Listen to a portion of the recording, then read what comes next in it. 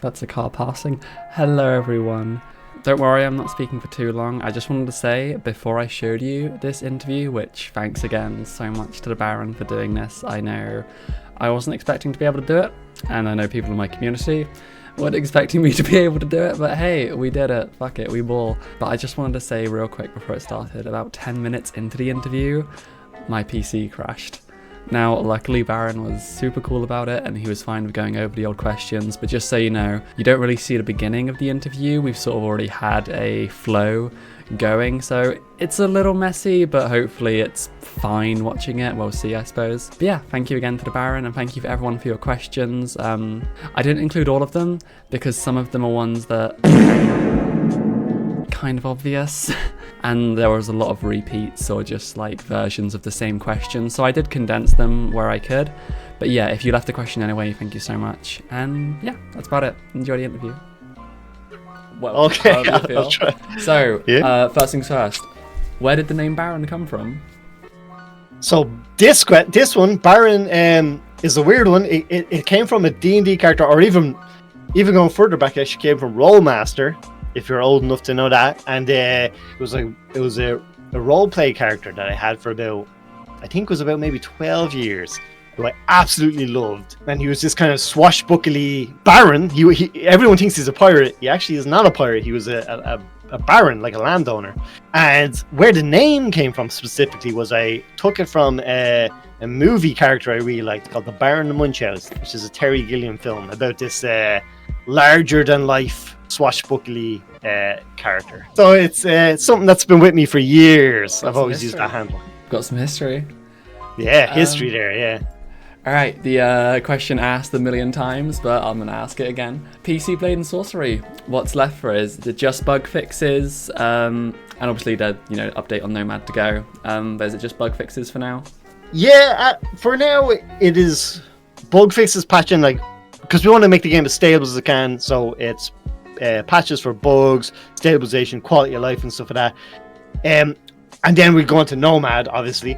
I know people are wondering what about content, and we really want to go on to game number 2, and we are going to go on to game number 2, but I would never say never for content, because I know what the warpfrog guys are like, and all I would say is that there could be content released, but I would not expect it in the form of like U10 or U11 or U12, where it's this major update with all these new features, because we don't want to break the game, and we also don't want to break mods, so we want the game to be as stable as possible. So there could be small content, but I would not think about the future in terms of major updates. Sure. Yeah, because we're off roadmap too, so it's like we had this checklist of things we wanted to do on the roadmap, and we did them. So that's it. We're off roadmap now, so there is no more things. We're like, okay, next is going to be this. So that's what I would say. I would say if there's anything content-wise, it'd be probably small. Yeah. No, fair enough. Next question by Uncle Fishbags. Did you know why the Baron was so hard to kill? Lore-wise, maybe lore-wise. Because I think you said you didn't know, like... Yeah, I can. If you're really, really curious, I can ask to see if there's a reason he has more health. I didn't even realize he had more health. But if he does, maybe this is just speculation. But maybe it was a game design decision to maybe prevent people accidentally killing him. Mm-hmm. Because it would suck if you accidentally hit him with, bumped into him or him with a sword and he just keeled over and then the shot reloads. Yeah. So it could have been that. It would sort of put a damp in his legendary. Yeah, yeah. But it's funny. We. Okay, and we're back. Cool. So we were talking about why the Baron is so hard to kill, and there wasn't really a known reason, I suppose. Yeah. Do you want me to pick up where I left off, or will I just let's start again? We'll move on from the questions, and if I can't sort out the recording at the very end, we'll just speed run through the first few questions we had. Right, gotcha.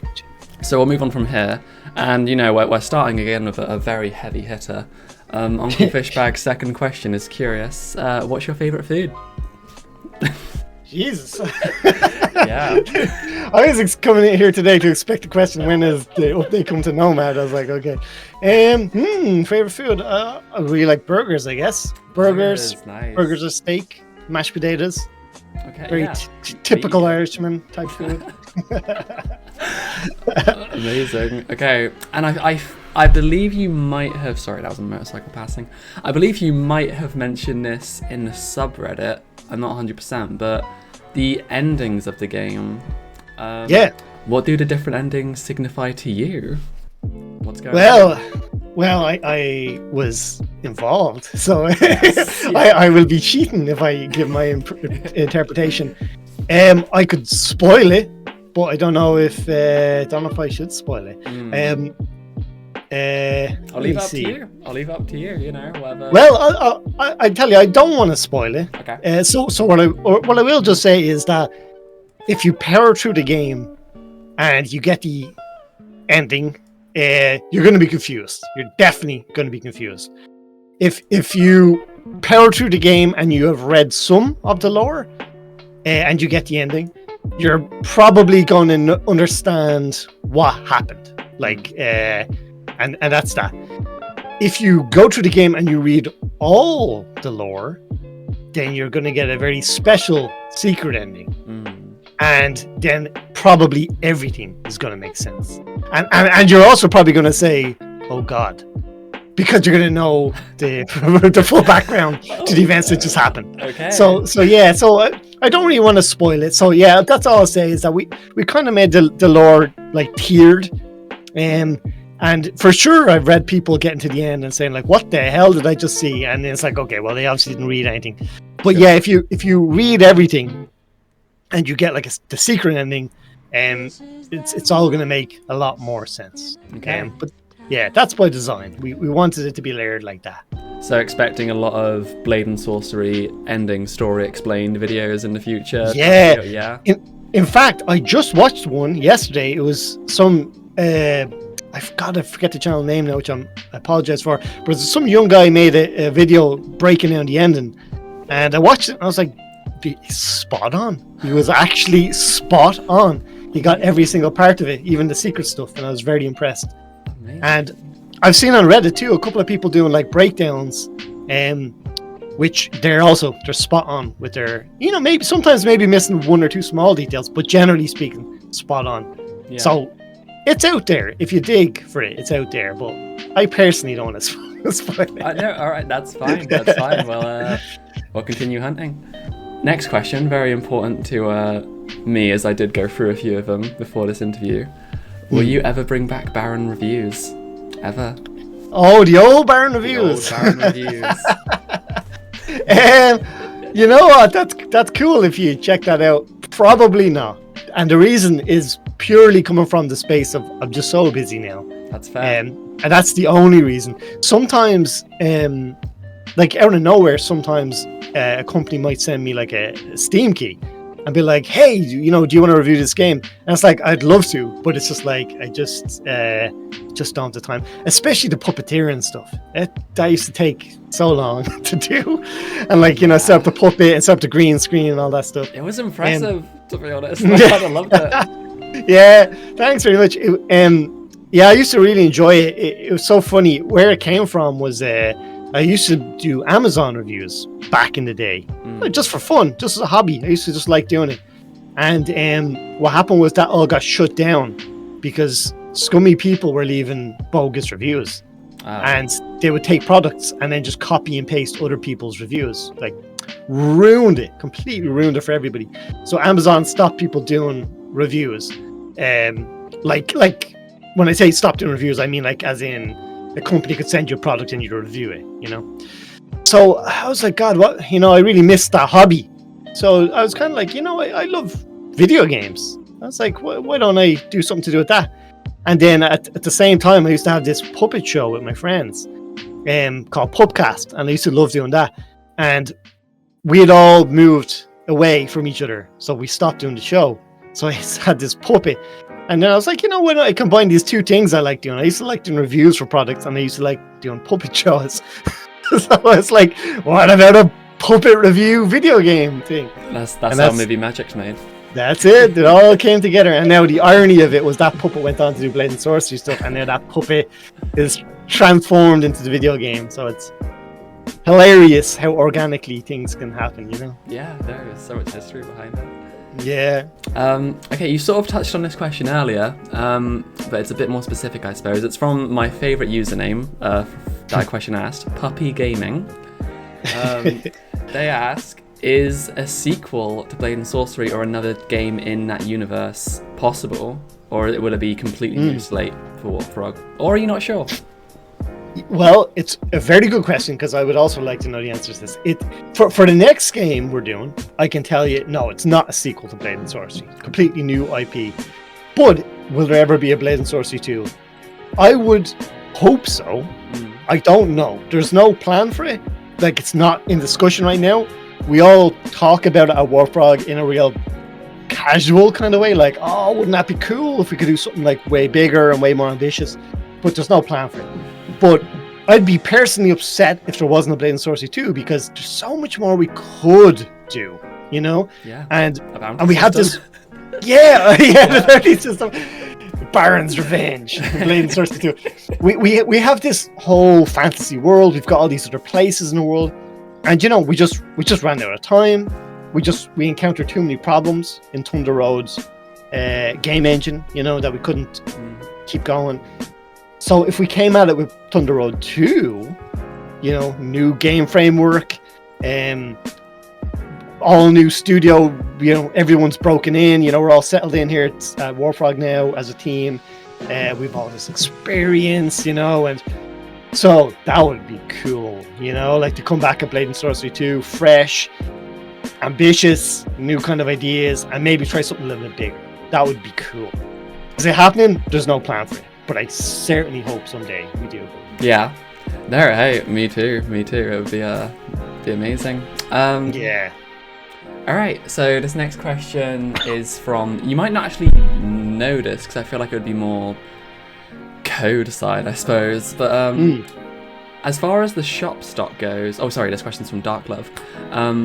As far as the shop stock goes, is it randomized, or is there some logic to it? Because it does seem that it's... a little bit of A and a little bit of B. It is randomized. So, like, some people say, like, oh, you know, I want to get the full tier, whatever, you know, the wild folk armor or whatever, and there's only a glove for sale, or like only the left glove is for sale. Where the hell is the right glove? So that part is random. The stock is random, but there is some logic to it. It levels up as you level up. Okay. So it starts off all the, you know, the crappy rusty gear, and then as you start moving through Dalgarian dungeons, then it's the next tier up, the next tier up, the next tier up, and so forth and so on. Awesome. Yeah. Okay. But there's no guarantee of like a full set, you know, that part is random. Right. Okay. Yeah, no, I feel like I could say I've experienced that in my playthroughs. Yeah. I really wanted the throwing knives on my first playthrough, but the game wouldn't give. They wouldn't. Yeah. And it's just it's completely random. Like, you might go in the first time and it's there, and then you might try 10 times in a row and it's not there, you know? Yeah. Yeah. Okay, and this is a question regarding warpfrog and their future. Is it a purely VR future for warpfrog, or could we possibly see some sort of flat screen? Yeah, it is purely VR. For now, in the sense that our plans and our ambitions are to stay in VR and to, you know, do the best we can and be VR and push innovation in ways that other studios are not. You know, that's it. We want to be the champions of VR. Yes. But if there was ever like a flat game, I would anticipate it's probably because something bad has happened. Like, for example, VR crashes, you know, the bottom falls out of VR or something like that, and there's just no way to sustainably continue. Now, I don't personally think that's going to happen. I think the opposite is going to happen. I think we haven't seen our best days yet, because the market is still growing. And I know there's a lot of like cynicism and skepticism, with people saying like, oh, the market's too small, it's never going to grow. But it's like, I just don't feel that way, because like, we started in 2018. go back to 2018 and check out the market then compared to the market now. Yeah. You know, and even go back further, go back to 2016 to the DK1 and DK2 era, and see how it was then compared to it is now.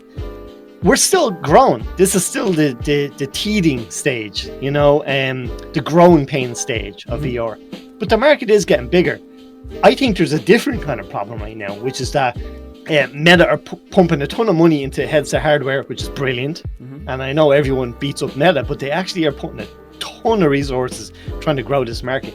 But they're focusing on the hardware, and that hardware happens to be the Quest, which I get it. It's no one wants to, no one has a piece with this, but it is the headset that sells, standalone. The problem with it is the hardware is so limited compared to the PC. So that's what sucks right now.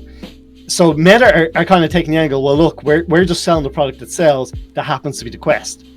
And that is true. It is selling. It's bringing tons of new people. But it just sucks because it's like you're so capped out with what you can develop on the Quest compared to PC. All I could say is just hang in there, and I think with time those headsets are going to keep getting better. Like Quest 3 is already way better than Quest 2, so I think with time it'll just keep getting better and better and better, and then hopefully someday we'll just have hardware on the standalone headset, and that's when the kind of two worlds combine, or cross over. You'll have a headset that's popular and has a lot of people playing it, and you'll have the specs on that headset that allow for really awesome, visual fidelity titles. That would be insane. That's what I'm waiting for. That's the crossover I'm waiting for.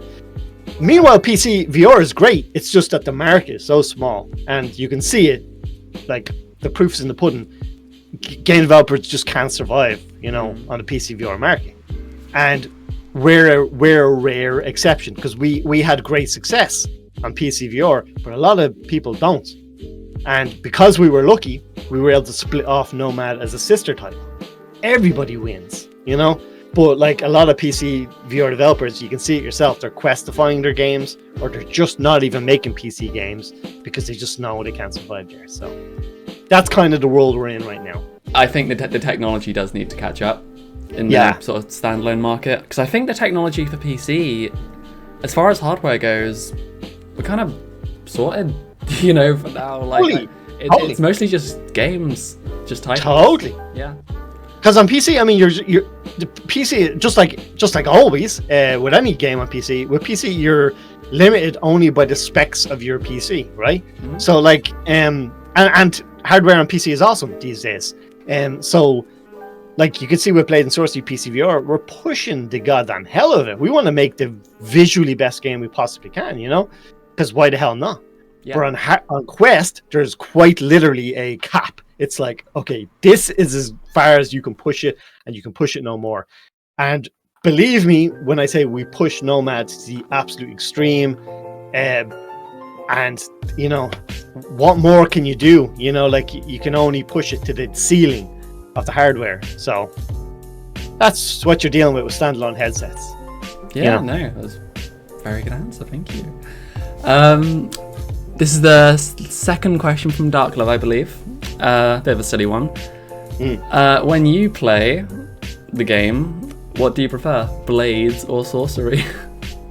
For me, it's Sorcery, definitely. I'm a huge fan of the magic in the game, and any spell in particular? It used to be Gravity. It was all about Gravity, and like hands down, not even a question. And then when I played Crystal Hunt, it really knocked the wind out of me, because I realized how complacent I had become relying on Gravity. Yes. Like I wasn't able to ragdoll enemies and blast Gravity push and stuff. And that was like, wow, that really changed it up. So I started to kind of appreciate the other spells more.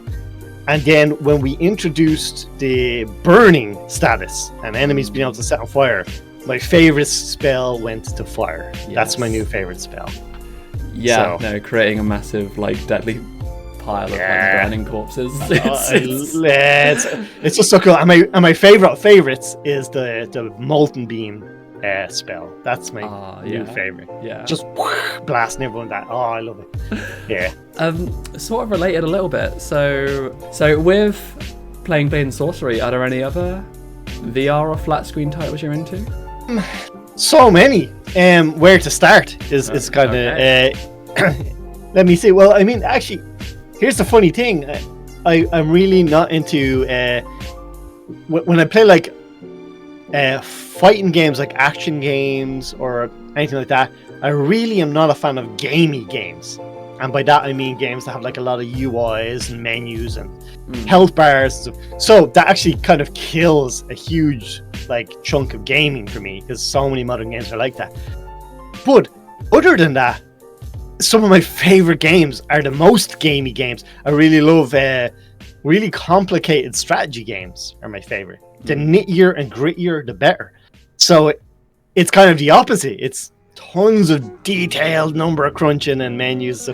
So stuff like Crusader Kings I absolutely love. Like a lot of Paradox games, Europa, Universa's Hearts of Iron and stuff like that. Yeah.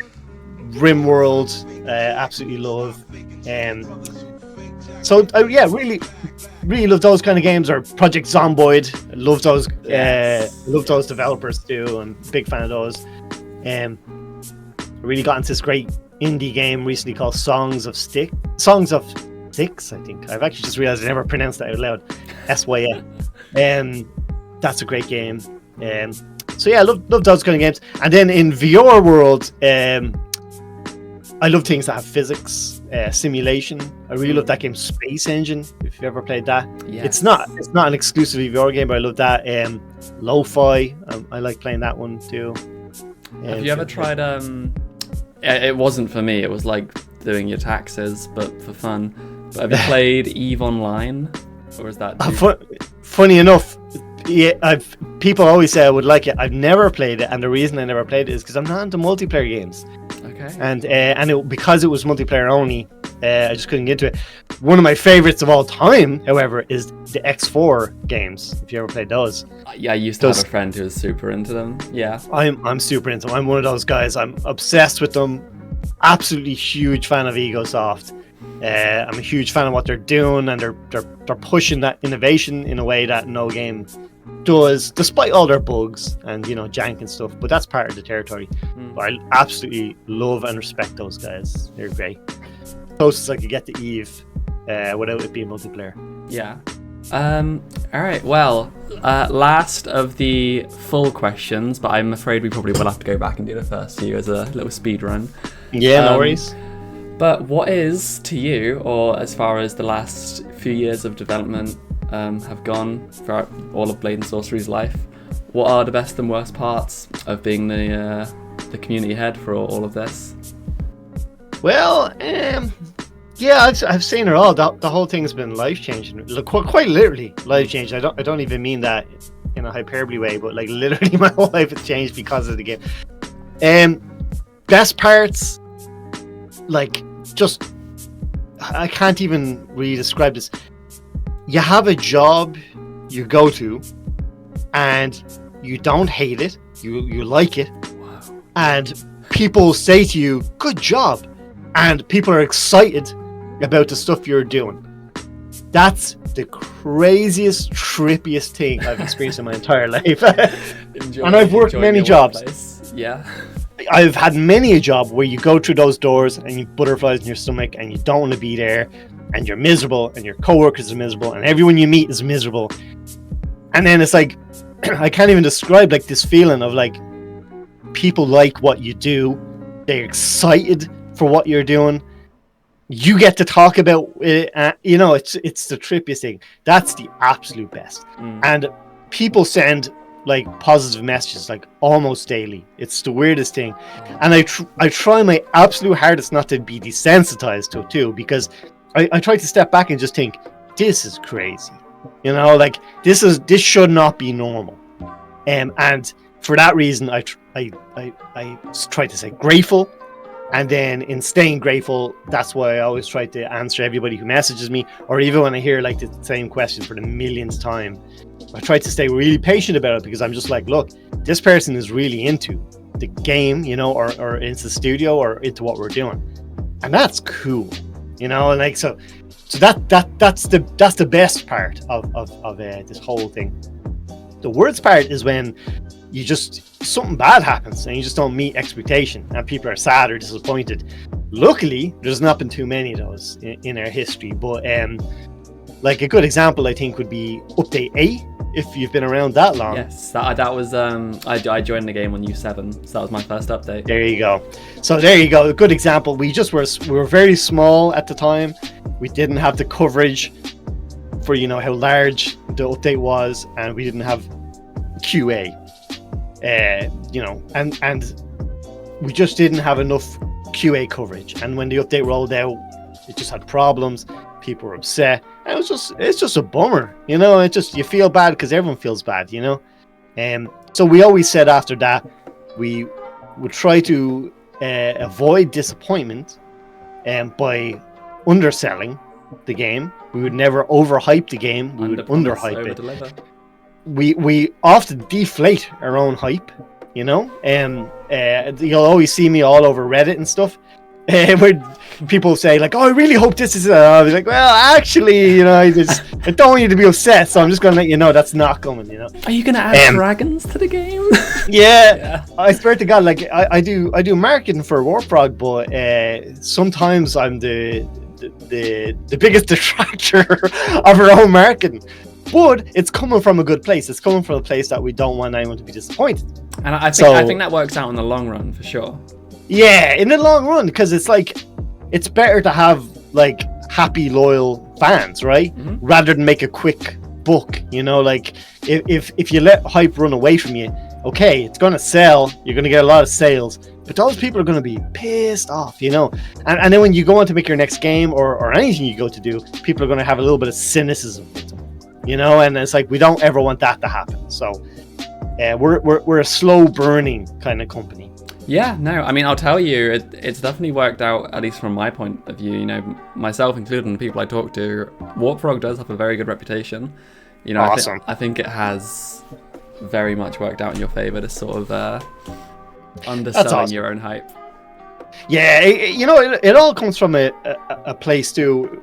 When I was not even part of Warpfrog and I was just a reviewer reviewing the game, I used to have this system called warts and all, which is that I'm going to just say it like it is, you know, like, and it's not because I'm super edgy and I say it like it is. It's more just like, let's just be honest about things. So when I used to like review the game back in the day, it's like, here's the game. I think it's brilliant. I think it's fucking cool. But hey, look, here's a bit of jank. And like, yeah, we acknowledge that jank, and you know, Cosby says he's going to fix it, and cool. What's wrong with that? Yeah. Not everything has to be, you know, perfect, you know. Like, just address things like they are and be honest about it. And I think people respond to that a lot more because it seems so human, you know. If you somehow believe that what you're doing is the greatest thing ever all the time, it's absolutely not gonna be the greatest thing ever. Rather than hitting people with a bunch of marketing talk, you know, and corpo speak, you know, it's like, that's, everyone is tired of that, man. Like, just, you know, be a bit honest about it. It makes it more humanizing, I think.